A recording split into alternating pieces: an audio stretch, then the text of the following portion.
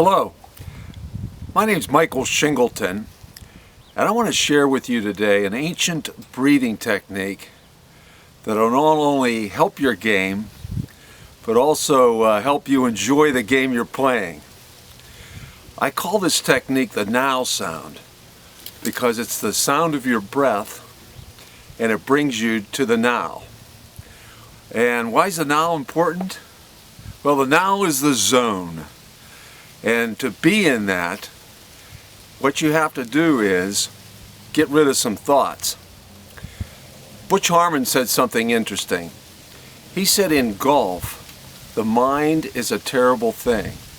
What did he mean by that? We obviously need our mind. We need our mind to select the club or check the wind, getting into the proper Varden grip or getting into the correct stance. But after that, it's the unintentional thoughts that come that we need to slow down or eliminate. Mind coaches suggest thoughts that will replace other thoughts. What I suggest is there's a place within you, an energy if you will, that disengages you from the mind. And finding that place is what the now sound is all about. So the first thing about this is a little physicality, a little something you have to do to get there. And one of them is to get your back straight. If you're sitting down listening to this, there's a couple simple things to make sure your back is absolutely straight. On the course, obviously, it's when you're standing. But either way, if you would just try to do this right now, and that is, put your body, right over your pelvis. So you can feel actually being right on top of your pelvis. The second thing is to make sure your head is straight. Your chin's going to be parallel to the ground. And as we start to do this, the breathing exercise I'm going to show you, you want to make sure that your back is straight. So the second thing here is breathing. And what I'm going to demonstrate or share with you right now is what's called diaphragmic breathing. If you've ever wondered why someone like on American Idol can hold a note for a long, long time, it's because they've had this lesson in diaphragmic breathing. And diaphragmic breathing is using the diaphragm, this large muscle below the rib cage. So in the very beginning of the in-breath, there's really three steps to the in-breath, and they're continuous. The first one is you're going to contract the diaphragm downward. So in the very start of the in-breath, you're going to feel this muscle below the rib cage go downward. And that's going to feel like your belly's coming out a little bit. What that's going to do is it's going to stretch the lungs down. It's going to increase the thoracic cavity. And it's going to allow the lungs to expand much further than you may be doing now, or most of us are shallow breathing breathers never do. So if you would, right now, just close your eyes, and I want you to feel the diaphragm go down on the very beginning of the in-breath. And the second step of this is I want you to feel the lungs expand all the way around the inside of the rib cage, from the back to the front. And the third thing of the in-breath is the chest is going to expand slightly. And this is naturally actually going to squeeze the shoulder blades together about 1/4 inch, but comfortably. So once again, close your eyes. On the in-breath, there's three steps to this. Diaphragm contracts.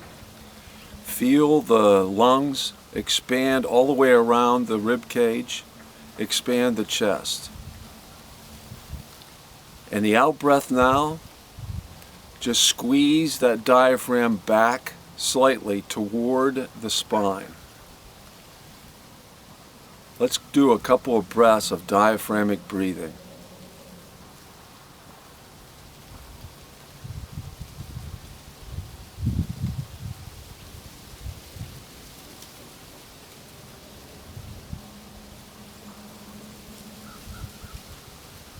Good.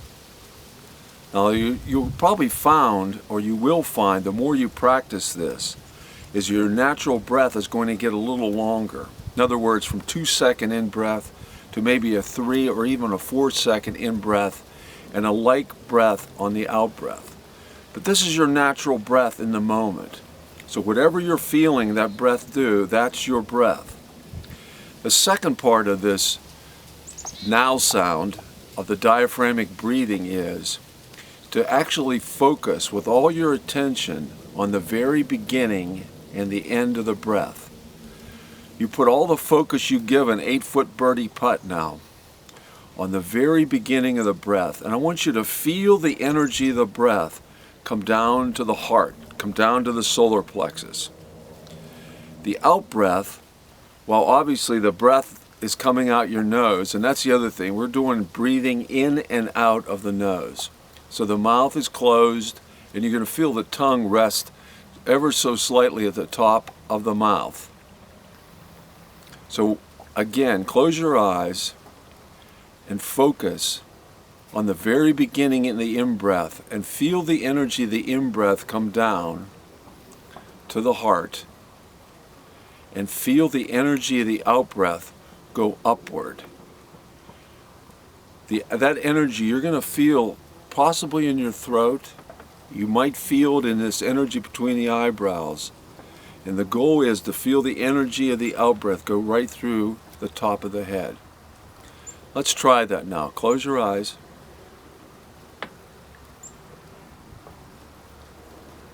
In-breath down to the heart. The energy of the out-breath upward.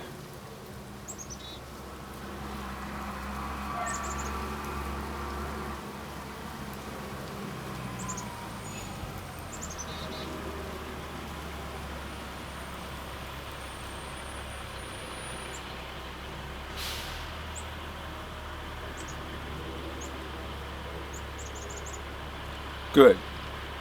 Now, the third part of this, and maybe the most important part, even though the deep breath is very important, the difference between a normal deep breath and the now sound is like hitting a feathery rather than a Pro V1. There's a great power in just listening very carefully to the sound of your breath. All sound lives its life surrounded by silence. Sound then comes out of silence and dies into silence. The breath does exactly the same thing. And to help you focus on the sound of your breath, 2,400 years ago, these ancient rishis in India recognized that the sound of the breath, of the in-breath, is hum, hum. And the sound of the out-breath is sa, sa.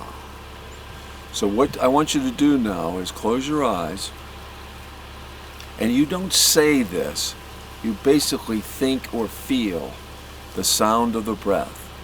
Hum on the in-breath, sa on the out-breath. So once again, close your eyes, and as soon as the in-breath begins, listen for that in-breath to make the sound hum, hum. And listen for the out-breath to make the sound sa. Follow that in-breath down to the heart. Follow the out-breath upward through the throat, space between the eyes, top of the head.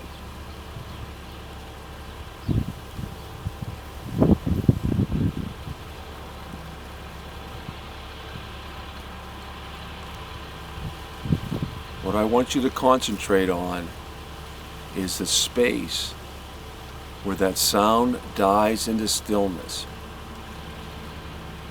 At the end of the in-breath and before the out-breath begins, you're going to notice a little space, a little pause, where the in-breath ends and before the out-breath begins, and where the out-breath ends and before the in-breath begins.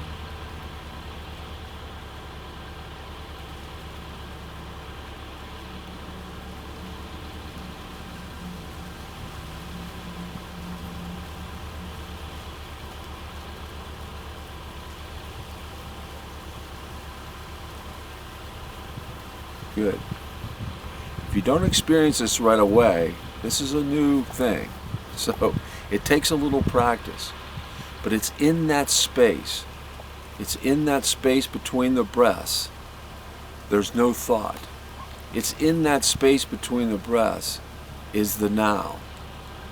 The mind's proclivity to go to the past and the future disengages just ever so slightly, once in a while, one instant. And it's in that space that you disengage from the mind. It's in that space that the mind, those unintentional thoughts that get us in trouble during a game of golf, ends, mitigates. The thought itself will lose its power. So here's the deal. You've got it all now. Thing is that you have to practice this. And when do you practice this? Whenever you don't need your mind. There's times during the day when you just don't need your mind. As soon as you awake in the morning, it's a great time just to listen to a couple of breaths. There's times during the day, like when you're taking a shower or taking a leak, you just don't need your mind. On the golf course, you don't need your mind when you're standing on the tee, waiting or watching someone else hit. You don't need your mind between shots as you're walking toward your ball to watch the breath. With your eyes open now, you can just listen to the in-breath and the out-breath with the sound hum and sob. I go in great detail with this in my book, Peace and Par, Enjoying Golf in the Now, which you can buy on Amazon.com. I give programs, I give talks. I'd love to share this in more detail with you. You can reach me at www.nowsound.com, and I'd love to talk to you more about it. In the meantime, practice this. It's such an honor to share it with you. Thanks very much.